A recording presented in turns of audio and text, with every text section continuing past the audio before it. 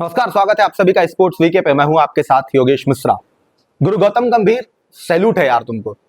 इसलिए क्योंकि जितनी रणनीति आप बनाते हैं और जितना नियम कायदे कानून आप बनाते हैं, जब से आप कोच बने तब से बनाना शुरू किया है, तब से मुझे लगता है कि आपने टीम का बंटाधारी किया। मतलब कोई ऐसा बड़ा मुकाबला जो आप देश के बाहर खेले हो, आपकी कोचिंग में भारतीय टीम खेली हो या देश के अंदर खेल रही हो, प्रयोग इतना है कि वो प्रयोग लग रहा है असफलता का सबसे बड़ा कारण है। क्योंकि अगर प्रयोग कम करते आप तो शायद रिजल्ट भी मिल जाता, लेकिन प्रयोग इतना है, हद से ज्यादा कर दिया आपने कि रिजल्ट अब फेवर में आने बंद हो गए। अगर उदाहरण के तौर पर मैं आपको बताऊं तो ऑस्ट्रेलिया का 5 सीरीज का जो मुकाबला टेस्ट का था और ऑस्ट्रेलिया में था, वो सब ने देखा है। अब उसके बाद 5 T20 का मुकाबला था जिसको लेकर लोग आपको वाहवाही कह रहे थे, कोलकाता को आपने चैंपियन बनाया। लेकिन उसमें एक और भी सवाल है कि कोलकाता को लेकर के आपका मोह भंग हुआ नहीं है, भले आप टीम इंडिया कप्तान है। अब ये सब सारी बातें क्यों है तो मैं बताऊंगा, लेकिन इसके पहले आपको एक जानकारी देनी बहुत जरूरी है कि जो मुकाबला पुणे में खेले जाना है, पुणे के मैदान पर जो मुकाबला होगा और जिसको लेकर बदलाव की रणनीति बन रही है, क्या भारत कहीं ऐसा ना हो कि मुकाबला, चौथा मुकाबला भी अपने हाथ से गंवा दे। क्यों, ये भी मैं आपको बताऊंगा। लेकिन सबसे पहले आपको यह बताऊं कि पुणे की पिच क्या कहती है। तो दरअसल पुणे की जो पिच है वो ये बताती है कि वहां पे शुरुआती में, मतलब शुरू में 2-4-5 ओवर कह सकते हैं आप, तो बल्लेबाजों को मदद मिलती है। उसके बाद से स्पिन गेंदबाजों की वहां पे बल्ले बल्ले हो जाती है। स्पिन गेंदबाज जो है वो जबरदस्त परफॉर्म करते हैं। अब ऐसे में भारतीय टीम एक नई रणनीति के साथ उतर रही है। वो नई रणनीति यह है कि शायद वाशिंगटन सुंदर को हटाया जा सकता है और ध्रुव जुरैल को भी हटाया जा सकता है। वाशिंगटन के जगह पे अर्शदीप आ सकते हैं और रिंकू सिंह की वापसी हो सकती है। रिंकू सिंह को लेकर अगर मैं बोलूं तो रिंकू सिंह वही खिलाड़ी हैं जो कोलकाता नाइट राइडर्स के अभी हाल फिलहाल में कप्तान बनने की रेस में सबसे ऊपर है। अब रिंकू सिंह चूंकि अनफिट थे और इसीलिए जब रिंकू सिंह अनफिट थे तो उनके जगह पर मौका ध्रुव को दिया गया था।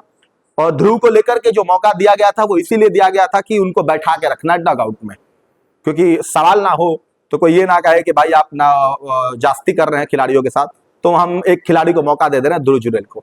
अब सबसे बड़ा सवाल है कि जब आप तीसरा मुकाबला हारे और हारने के बाद जब आपसे सवाल पूछना शुरू किया लोगों ने, तो आपने एक दिमाग में या अपने टीम को लेकर के या अपने सवालों का जवाब देने के लिए आपने एक खास रणनीति तैयार ये कर ली कि काली मिट्टी की पिच पर जब स्पिनरों का बोलबाला होगा तब हम बैटर को खिलाएंगे। अब ये सोच आपकी कहां से आई? क्योंकि आप बहुत क्रिकेट खेले, आपने इंटरनेशनल तो छोड़ दीजिए, आपने आईसीसी के फाइनल्स के भी वो मुकाबले खेले हैं। अब शायद आप पिछला कुछ लेफ्ट राइट कॉम्बिनेशन, स्पिनर, नया प्रयोग, सब कुछ सिर्फ इंग्लैंड वाले मुकाबले में ही कर देना चाहते हैं। काली मिट्टी की पिच पे स्पिनर आपके पास अगर मैं देखूं तो वाशिंगटन सुंदर को अगर हटा दिया जाए तो आपके पास बचेंगे अक्षर पटेल, और अक्षर पटेल के साथ रवि बिश्नोई। ये दो लोग ऐसे हैं जो खेलेंगे अगर आप स्पिन की बात करेंगे तो। अब इसके बाद अगर आपके पास 2 गेंदबाज होंगे तो एक मोहम्मद शमी होंगे और एक अर्शदीप होंगे। अब इन 4 लोगों को छोड़ दिया जाए तो बैटर के तौर पे आपके पास 5-7 लोग बचेंगे, 11 लोगों की टीम होगी। अब उसमें रिंकू सिंह की वापसी इसलिए हो रही है कि मिडिल ऑर्डर को मजबूत करना है। अब ऐसे में सबसे बड़ी दिक्कत यह है कि ध्रुव जुरैल को जो हटाने का ये रणनीति बनाई गई है, उसमें ध्रुव जुरैल को सिर्फ एक मुकाबले में मौका मिला है। अब ऐसे में टीम इंडिया काली मिट्टी की पिच पर पुणे पर जब खेलेगा तो भारत के पास सिर्फ 2 स्पिनर होंगे और वो मेन स्पिनर के तौर पर होंगे रवि बिश्नोई और आपके जो अक्षर पटेल। अक्षर पटेल बैटर भी अच्छे हैं और वो भी हैं। लेकिन सवाल ये है कि गौतम गंभीर आखिर क्यों बार बार उन खिलाड़ियों को ही टारगेट कर रहे हैं और उनको ही ज्यादा मौका दे रहे हैं जो के आर से खेल करके आए। अगर आप टीम इंडिया के जो भी खिलाड़ी पुणे में खेलेंगे उसमें रिंकू सिंह को ले लीजिए, बाकी जो बैटिंग कोच हैं, फील्डिंग कोच हैं, उन सबको उठा लीजिए। ऐसे में शिवम दुबे चेन्नई से खेलते हैं, वो बैठाए गए हैं। अब ध्रुव जुरैल को लेकर के भी उन्होंने पत्ता काट ही दिया। अब इस सबके बीच में भारत इस रणनीति के साथ जब उतरेगा चौथे मुकाबले में, तो अगर स्पिनर गेंदबाज जब गेंदबाजी के लिए आएगा तो आपके पास सिर्फ 2 लोग ऑप्शन के तौर पर बचेंगे। तो फिर वाशिंगटन को स्पिन की पिच पे क्यों हटाया जा रहा है? फिर वाशिंगटन सुंदर को स्पिन वाले पिच पे क्यों हटाया जा रहा है? भाई वहां पे तुमको खिला लेना चाहिए क्योंकि आपके पास मौका है। आपको स्पिन गेंदबाज चाहिए भी और स्पिन गेंदबाज की मदद जरूरत भी है। वाशिंगटन सुंदर अच्छा खासा बैटिंग भी कर लेते हैं। लेकिन बस वही है कि मीडिया ने सवाल पूछा, लोगों ने सवाल किया है, तो गंभीर ईगो सर्वप्रथम है, ईगो ऊपर है, बाकी बाकी चीजें बाद में देखेंगे। और गंभीर शुरू से यही करते आए।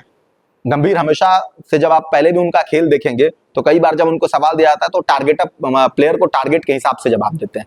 और अभी भी इंडियन क्रिकेट में ना राहुल द्रविड़ के जाने के बाद से यही चल रहा है और इसीलिए ये स्थिति बनी हुई है। तकलीफ तब हो रही है और सवाल इसलिए है क्योंकि आपको चैंपियंस ट्रॉफी खेलना है। मुकाबला इंग्लैंड से है, ये इंपॉर्टेंट नहीं है। आप हार जाएंगे, 4 भी हार जाएंगे, कोई दिक्कत नहीं है, लेकिन आपको जब दुबई में मुकाबला खेलना है, चैंपियंस ट्रॉफी खेलनी है, आईसीसी टूर्नामेंट खेलना है और ये प्रयोग अगर अभी तक जारी रहेगा तो फिर वो चैंपियंस ट्रॉफी में भी देखने को मिलेगा।